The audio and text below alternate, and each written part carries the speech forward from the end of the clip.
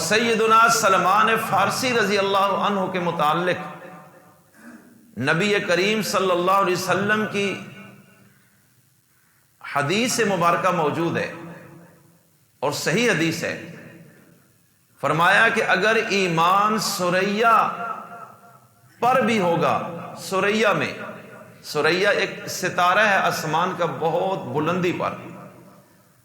فرمایا کہ اگر ایمان ثریا پر بھی ہوگا تو سلمان فارسی کی اولاد میں کچھ لوگ ہوں گے جو ایمان کو وہاں سے بھی حاصل کر لیں گے، یعنی اس قدر اللہ تعالیٰ ان کی نسل کو دین سے سرفراز کرے گا۔ اور اب اگلی عجیب بات آپ کو بتاؤں تو حیران ہوں گے، اس پر ساری امت کا اتفاق ہے کہ حضرت سلمان فارسی کی اولاد میں سب سے بڑا جو عالم دنیا میں پیدا ہوا اس شخصیت کو امام ابو حنیفہ کہا جاتا ہے، کہ حضرت سلمان فارسی کی اس نسل میں، فارسی النسل، باقی جو تینوں امام ہیں فقہ کے وہ عربی ہیں، سلمان فارسی بھی اجمی اور ابو حنیفہ بھی اجمی ہیں، اور امام صاحب نے اس دین پر جو محنت کی اور اس کی تہوں سے جو مسائل اخذ کیے اور نکالے، آج بھی پوری دنیا کے مسلمان ان سے مستغنی اور بے پرواہ نہیں ہو سکتے۔ تقریباً 14 لاکھ کے قریب مسائل امام ابو حنیفہ نے اجتہاد کے ذریعے اس دین کے امت کے سامنے پیش کیے اور آج لوگوں کو دین پر عمل کرنا آسان ہو گیا۔ 14 لاکھ کے قریب 13,96,000 مسائل امام اعظم نے اپنی زندگی میں اجتہاد کے ذریعے امت کے سامنے پیش کیے۔ تو بہرحال میں عرض یہ کرنا چاہتا ہوں کہ حضرت سلمان فارسی رضی اللہ تعالی عنہ کا اسلام میں نام سلمان ہے، لیکن پیدائشی نام سلمان نہیں تھا۔ حضرت سلمان فارسی اصلاً ایران کے رہنے والے تھے، اور ایران کا جو مذہب تھا وہ مجوسیت تھا، آگ کی پوجا کرنے والے۔ ان کے والد بھی آگ کے پجاری تھے، یہ خود بھی بچپن میں آتش کدہ، جہاں آگ ہر وقت جلتی ہے اور جلائی جاتی ہے، اس میں بہت دلچسپی رکھتے تھے،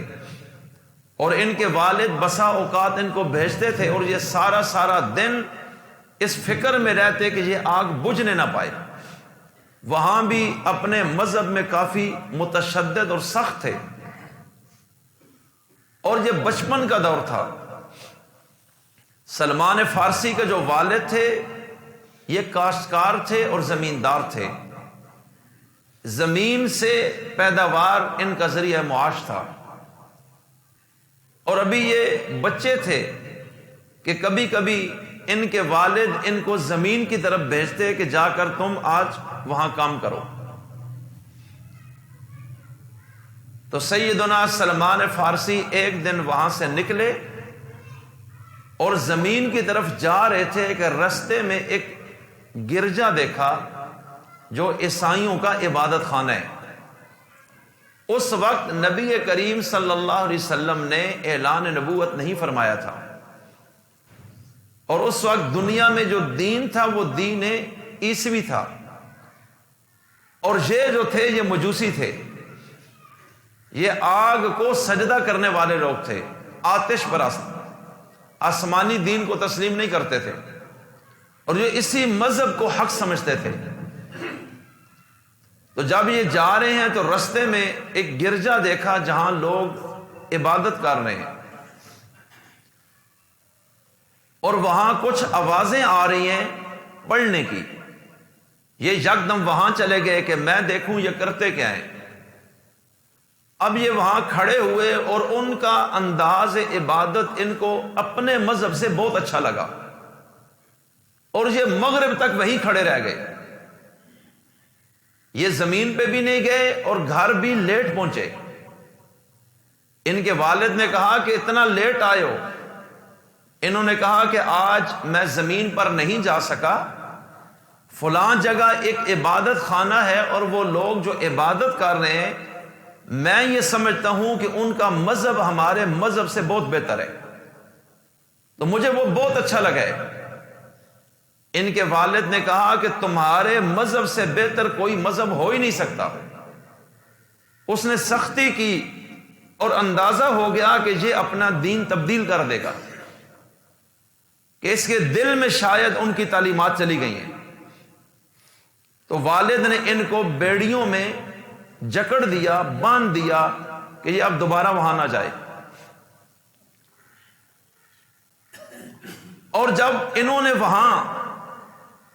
اس پوزیشن کو دیکھا عبادت کے طریقے، تو کسی سے پوچھا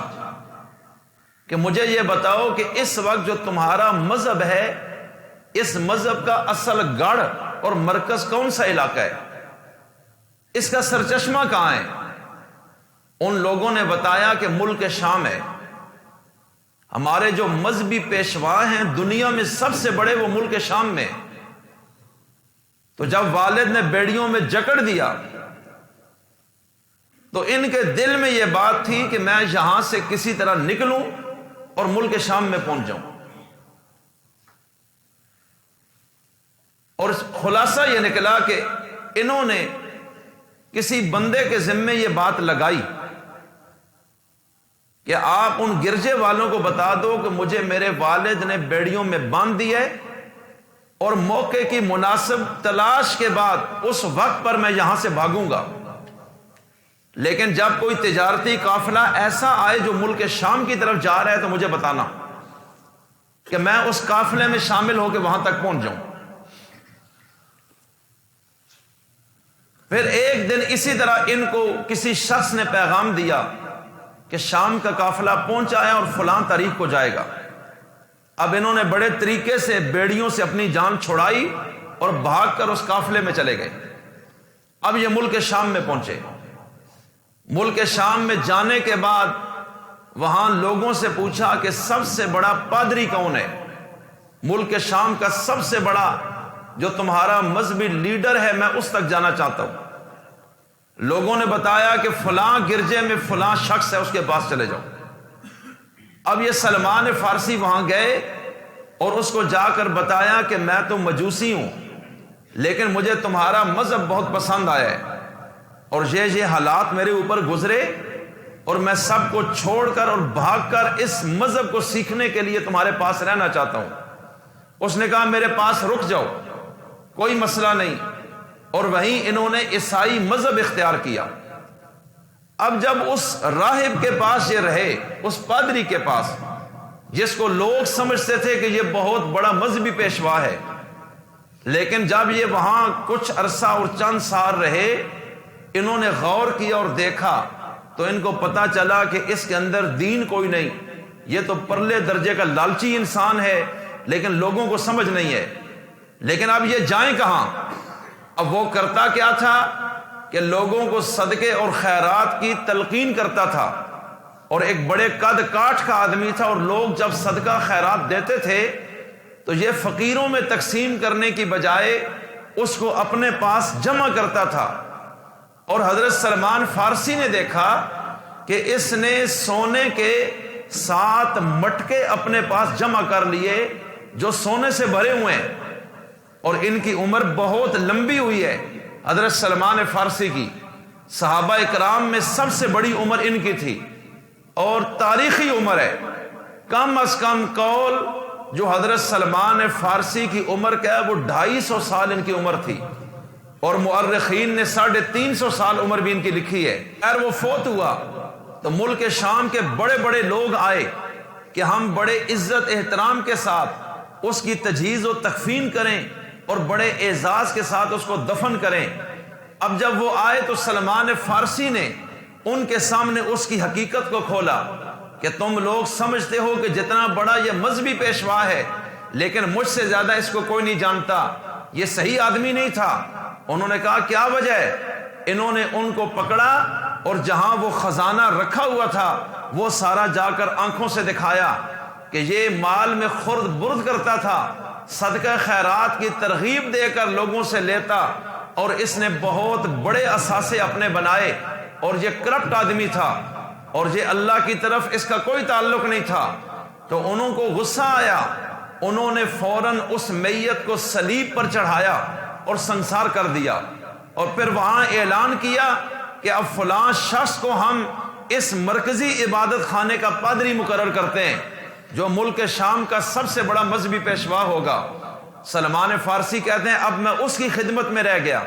لیکن یہ بہت عبادت گزار آدمی تھا، یہ زاہد تھا، یہ تارک الدنیا تھا، یہ حقیقت میں نیک آدمی تھا، اور مجھے اس سے محبت ہو گئی۔ اب کئی سال میں اس کی صحبت میں رہا اور میں بڑا متاثر ہوا کہ یہ حقیقت میں نیک آدمی ہے، اور مجھے بڑا فائدہ ہوا اس سے دینی تعلیم حاصل کر کے، اور کئی زبانیں سلمان فارسی سیکھ گئے اور دینی حوالے سے بھی بہت کچھ اس سے سیکھ لیا۔ اب اس کی وفات کا وقت بھی جب آتا ہے، توجہ کیجئے گا، تو سلمان فارسی اس کے سامنے عرض کرتے ہیں کہ اب آپ تو دنیا سے جانے لگے ہیں، مجھے نہیں پتا کہ میری عمر ابھی کتنی ہے، لیکن اب مجھے بتائیں کہ میں کس شخص کے پاس جاؤں کہ جو ایک نمبر ہو اور صحیح آدمی ہو، آپ اگر جانتے ہیں تو مجھے ریفر کر دیں۔ انہوں نے کہا کہ اس وقت دنیا میں اصل عیسائیت تو شاید کوئی نہیں ہے، کتابیں چینج ہو گئیں، لوگ بے دین ہو گئے، حضرت عیسیٰ کے مشن کو بھول چکے ہیں، اور اس وقت جو دنیا میں ہے وہ حقیقت نہیں ہے، اور میری نظر میں صرف ایک شخص ہے جو اصل حضرت عیسیٰ کے دین پر کھڑا ہے، اور وہ ملک شام میں نہیں، وہ موصل ایک علاقہ ہے اس میں ہے، اور اس کا یہ نام ہے، اور وہ عراق کا ایریا ہے۔ لہٰذا جب میں مر جاؤں تو تم وہاں کا سفر کرنا اور اس سے جا کر ملاقات کرنا۔ اب سلمان فارسی نے یہاں سے سفر کیا،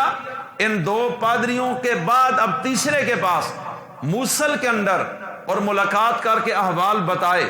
اور انہوں نے کہا کہ وہ بھی حقیقت میں صحیح آدمی تھا۔ اب میں کئی سال اس کے پاس رہا، اب اس کی موت کا وقت بھی جب آیا تو میں نے اس سے بھی یہ عرض کی کہ مجھے کسی کی طرف بھیج دیجئے۔ اب اس نے کہا تم ایسے کرو، ایک علاقہ ہے نصیبین، وہاں کے خطے میں جاؤ، اور وہاں اس ملک میں ایک پادری ہے جس کا یہ نام ہے، اور وہ حضرت عیسیٰ کے دین پر کھڑا ہے، ان کی خدمت میں رہنا۔ اگر تم حق کے متلاشی ہو، کسی اور پادری کے ہتھے نہ چڑھنا، اس لیے کہ اب سب دنیا داری ہے اور اصل دین کسی کے پاس نہیں، یہ لوگ صحیح نہیں ہیں اس وقت، اور تم چونکہ مجھ پر اعتماد کرتے ہو تو میری نظر میں نصیبین کا وہ پادری ہے۔ اب کہتے ہیں میں اس کی موت کے بعد وہاں گیا، اور پھر وہ بھی بہت اچھا آدمی تھا۔ پھر ایک وقت آیا، کئی سال بعد اس کی موت کا ٹائم آ گیا، میں نے اس سے پوچھا کہ اب میں کہاں جاؤں؟ اس نے کہا عموریہ ایک علاقہ ہے، بس وہ ایک شخص ہے اس وقت دنیا میں، اس کے بعد مجھے نہیں پتا کہ کوئی اور ہے اس طرح کا یا نہیں۔ اب کہتے ہیں میں جب وہاں آیا، کئی سال اس کی صحبت میں رہا، اور یہ بھی بہت نیک آدمی تھا۔ سلمان فارسی کی عمر میں نے آپ کو بتایا بہت زیادہ تھی، اس لیے سارے پادری کئی سال بعد اپنے وقت پر بوڑھے ہو کر مرتے چلے گئے۔ اب یہ عموریہ والے کی موت کا وقت آیا، کہتے ہیں میں نے اس سے کہا کہ اب بتائیں کہ میں کس کے پاس جاؤں؟ میں نے تو اپنے باپ اور گھر کو بھی چھوڑا ہے، مجھے نہیں پتا وہ زندہ ہیں یا مر گئے ہیں، لیکن میں تو حق پر رہتے ہوئے مرنا چاہتا ہوں۔ اب اس شخص نے کہا سنو، اس وقت پوری دنیا میں عیسائیوں کا کوئی پادری بھی قابل اعتماد نہیں، میں کیوں تمہارے ساتھ دھوکہ کروں؟ میں مرنے لگا ہوں، اور دین عیسوی پر کوئی بھی قائم نہیں ہے جہاں تک میری معلومات ہیں۔ اب میں تجھے ایک نصیحت کرتا ہوں، اس کو پلے باندھ لو، اور وہ کیا ہے کہ میں نے کتابوں میں یہ پڑھا ہے کہ اس دنیا میں جو آخری پیغمبر آئے گا اس کے ظاہر ہونے کا زمانہ قریب آ چکا ہے، اور وہ عرب کے ریگستان سے اٹھے گا اور پھر ایک ایسے علاقے میں ہجرت کرے گا جہاں کھجوروں کے باغات بہت زیادہ ہوں گے، اور اس پیغمبر کی 3 نشانیاں میں تمہیں بتا دیتا ہوں، اگر تم چاہتے ہو تو بس اس نبی تک کسی طرح پہنچنا ہے، اس کی تلاش تم نے کرنی ہے، کسی اور پادری کے چکر میں نہیں رہنا، اور اگر وہ پیغمبر تمہیں مل جائے اور تم اس کی صحبت پالو، اس سے بڑی قسمت والا شخص دنیا میں کوئی نہیں ہوگا۔ اور یہ اس پادری نے حضرت سلمان فارسی کو نشاندہی کر دی، اور یہ مخلص آدمی تھے، اللہ نے خود راستے بنا دیے۔ سلمان فارسی کہتے ہیں میں نے جب یہ باتیں سنی اس نے کہا نشانیاں میں تمہیں بتا دیتا ہوں کہ وہ جو آخری پیغمبر ہوگا وہ ہجرت کر کے ایک ایسے شہر میں آئے گا جہاں نخلستان ہوگا، کھجوروں کا ایریا ہوگا۔ ایک تو یہ اس کی مین نشانی سمجھ لینا، اور دوسری بات کہ وہ جو پیغمبر ہے وہ صدقے کا مال کبھی بھی نہیں کھائے گا، اس لیے کہ اس پر اور اس کی آل پر اللہ نے صدقہ حرام کر دیا ہے، اور وہ پیغمبر ہدیہ لے گا، صدقہ نہیں لے گا۔ تو دوسری نشانی کہ ہدیہ قبول کرے گا، پہلی یہ کہ صدقہ قبول بھی نہیں کرے گا، نہیں لے گا وہ صدقہ، اور تیسری نشانی یہ ہے کہ اس کے دونوں کندھوں کے درمیان مہر نبوت ہوگی، ابھرا ہوا گوشت کا لوتھڑا ہوگا بڑا خوبصورت، جس پر محمد الرسول اللہ لکھا ہوگا۔ جانا اور دائیں بائیں کبھی بھی نہیں ہونا، بس تم یہ سمجھ لو کہ حق پر تم کھڑے ہو گئے ہو۔ اب سلمان فارسی کہتے ہیں کہ میرے دل میں ایک جستجو اٹھی، تو میں تو تھا اس عموریہ کے علاقے میں، تو اب میں کہاں جاؤں، نخلستان کون سا ہے، مجھے تو کچھ پتا نہیں ہے، اب اس کو کیسے تلاش کروں، لیکن ہے وہ عرب کی سرزمین، اب وہاں سے میں یہاں کیسے آؤں۔ کہنے لگے کہ میں تو ایک آزاد آدمی تھا، میں تو کوئی غلام تھا نہیں، اپنی مرضی سے بھاگا، اور پھر ایک شہر میں، دوسرے میں، تیسرے میں، اور جو آخری پادری تھا اس کے پاس رہتے ہوئے میں نے کچھ بکریاں بھی خرید لی، میں اسی سے اپنی غذا کا انتظام بھی کرتا تھا، کچھ کاروبار بھی کرتا تھا۔ اب کئی گائیں اور ایسی جانور میرے ملکیت میں تھے، تو میں جب یہ بات سن چکا تو ایک دن میں نے دیکھا ایک قافلہ آیا ہے اور وہ عرب کی طرف جا رہے، اور یہ تجارتی قافلہ ہے۔ ان کو میں نے کہا ایک بات سنو کہ مجھے آپ لوگ عرب کی سرزمین پر لے جاؤ اور میری رہنمائی کرو صحیح صحیح راستوں کی، تاکہ میں پہنچ جاؤں۔ جو کھجوروں کا ایریا وہ کون سا علاقہ ہے، میں اس میں پہنچنا چاہتا ہوں، اور اس کے بدلے میں اپنی یہ گائیں اور یہ جتنے بھی جانور ہیں، گھوڑے، یہ میں تمہیں دے دوں گا، یہ اجرت اور معاوضہ ہوگا۔ وہ لوگ بنو کلب کے تھے، انہوں نے کہا ٹھیک ہے، اور یہ یہودی لوگ تھے، انہوں نے کہا ٹھیک ہے۔ اب انہوں نے سلمان فارسی کو لیا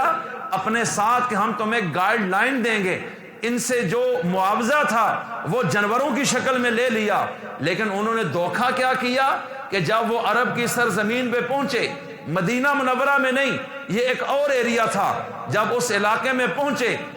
تجارتی قافلہ پہنچا، لوگ سامان لینے آئے، تو کئی غلام بھی منڈیوں مارکیٹوں میں بکتے تھے، تو انہوں نے اگلے کسی بندے سے سودا کر کے سلمان فارسی کو بیچ دیا، اور یہ بیچارے ایک یہودی کے قبضے میں چلے گئے۔ یہ ایک آزاد آدمی تھے، لیکن انہوں نے دھوکہ دیا اور یہ غلام بن گئے۔ اور وہ یہودی بڑا سخت آدمی تھا، سارا دن ان سے کھیتی باڑی کا سخت کام لیتا تھا۔ اب اللہ کے علاوہ اس شخص کا آسرا کوئی نہیں، لیکن دماغ میں آخری نبی کی طلب ہے، جستجو ہے، اور یہ رستے میں پھنس گئے۔ اب یہ کچھ عرصہ یہاں کام کرتے رہے کہ ایک دن اس کا چچے کا بیٹا آیا اور اس نے اس کو بیچ دیا کہ یہ غلام ہے، اگر لینا ہے تو اتنے پیسے ہیں۔ اب وہ یہودی جس نے آگے لیا، اب کہتے ہیں اللہ کی قدرت، وہ مجھے لے کر گیا، اور اس نے جب مجھے پہنچایا تو میں نے دیکھا یہ کھجوروں کا شہر مدینہ منورہ تھا۔ عجیب اللہ کی قدرت ہو گئی، مجھے تو پتہ ہی نہیں تھا کہ نخلستان کون سا ہے۔ اب جب ہم وہاں پہنچے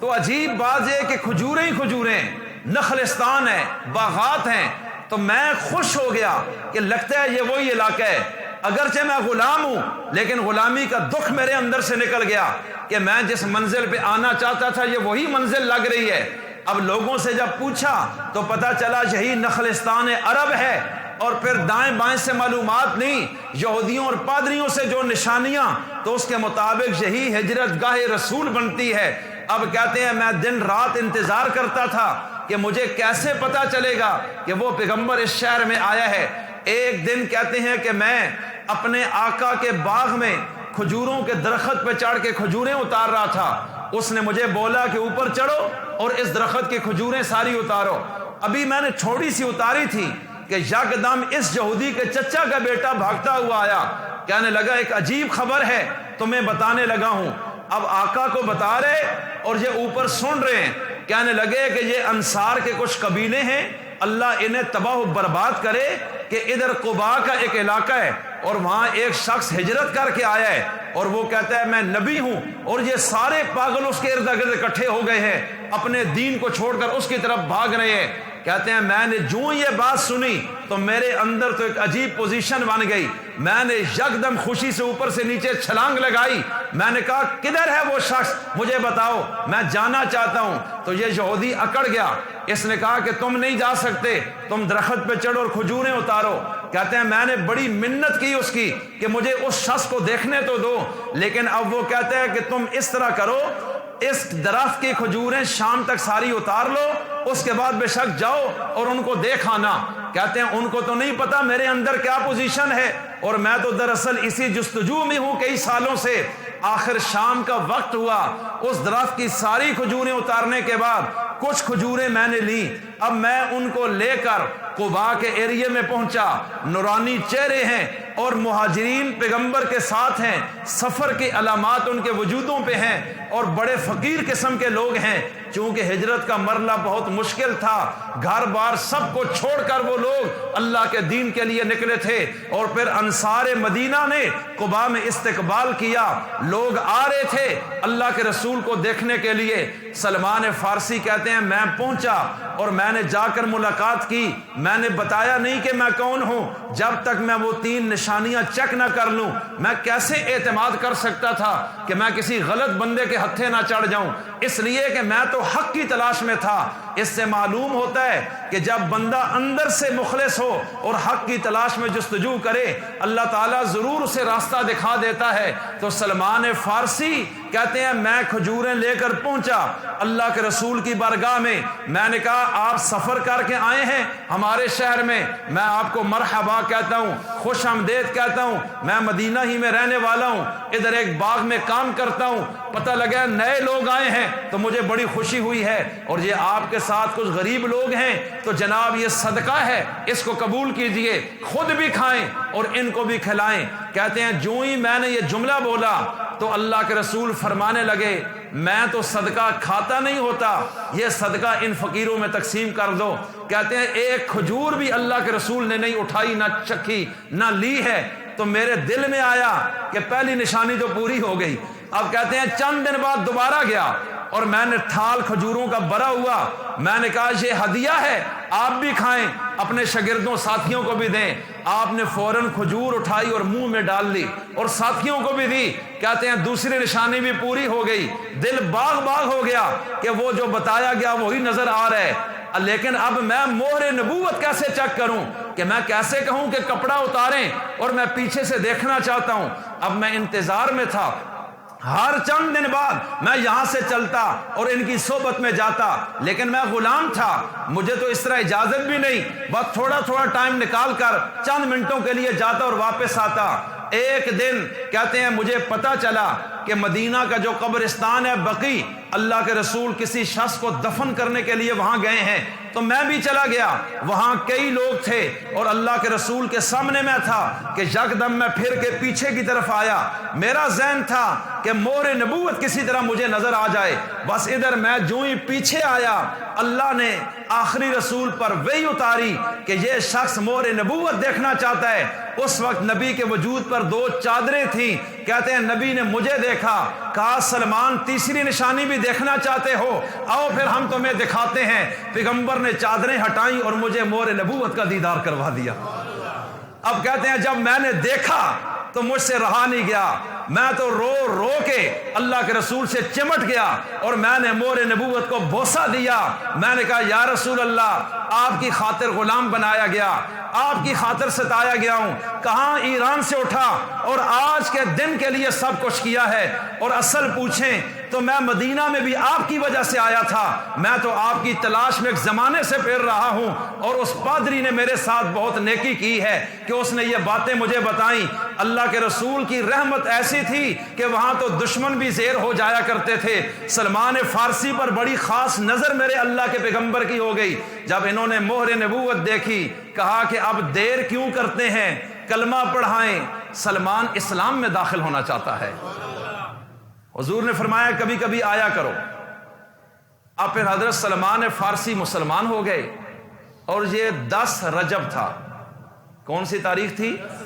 اسی مہینے کی 10 تاریخ کو سلمان فارسی صحابی رسول بنے۔